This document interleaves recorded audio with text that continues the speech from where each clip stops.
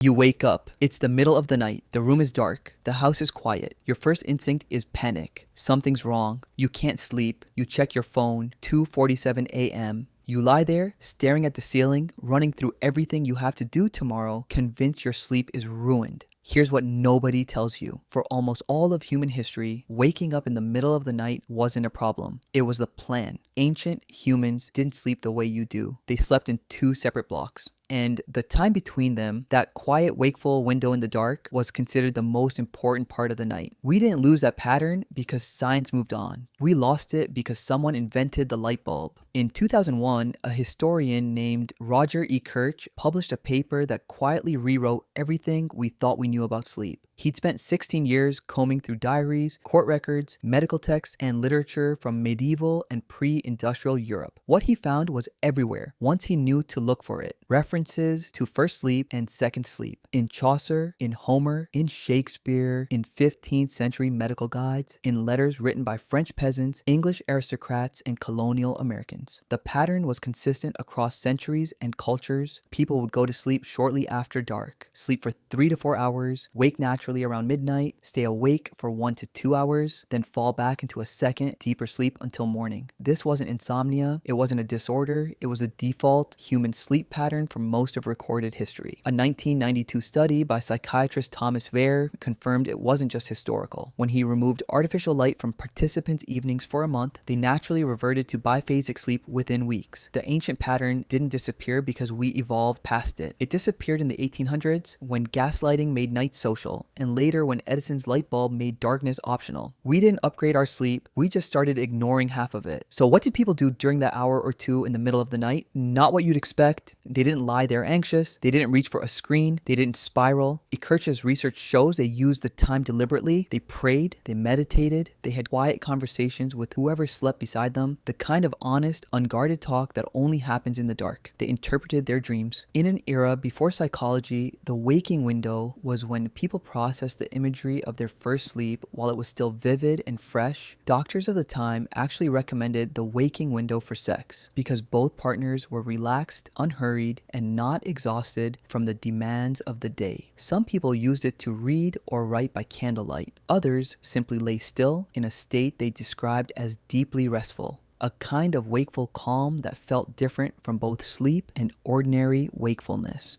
Neuroscience now has a name for what they were likely experiencing. The brain in the midnight window shows elevated levels of prolactin, the same hormone released during meditation and moments of profound relaxation. It is, by every measure, one of the most chemically peaceful states the human brain can enter. And we replaced it with anxiety about not being asleep.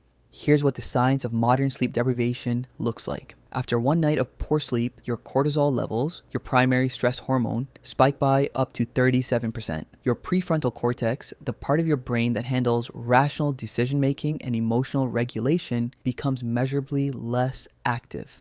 Your amygdala, the threat detection center, becomes 60% more reactive. In other words, one bad night makes the world feel more threatening, your emotions harder to control, and your thinking slower. After 2 weeks of sleeping 6 hours a night, your cognitive performance is equivalent to being legally drunk. And the cruel part is you stop noticing, you adapt to the fog. You think this is just what being an adult feels like. Chronic sleep disruption is linked to higher rates of depression, anxiety, obesity, type 2 diabetes, cardiovascular disease, and early cognitive decline. The global cost of sleep deprivation to the U.S. economy alone is estimated at $411 billion per year. We are a species running on broken sleep and calling it normal. And the irony is this: the midnight waking that millions of people treat as a symptom of their broken sleep might actually be their body trying to return to the pattern it was always designed for. Before artificial light, darkness was a hard biological boundary. The sun went down, the world went quiet. Your body, reading the drop in light, began flooding your system with melatonin. You got tired, you slept. The first sleep was often lighter, more dream-rich, more emotionally active. The second sleep was deeper, more physically restorative. Together, they covered different biological jobs. Then gaslighting arrived in cities in the early 1800s. Then electric light. Then the 24-hour economy. Then screens that emit the exact frequency of light most likely to suppress melatonin. We pushed darkness back, and darkness pushed back. The average person today gets 1 to 2 hours less sleep per night than their great-grandparents did.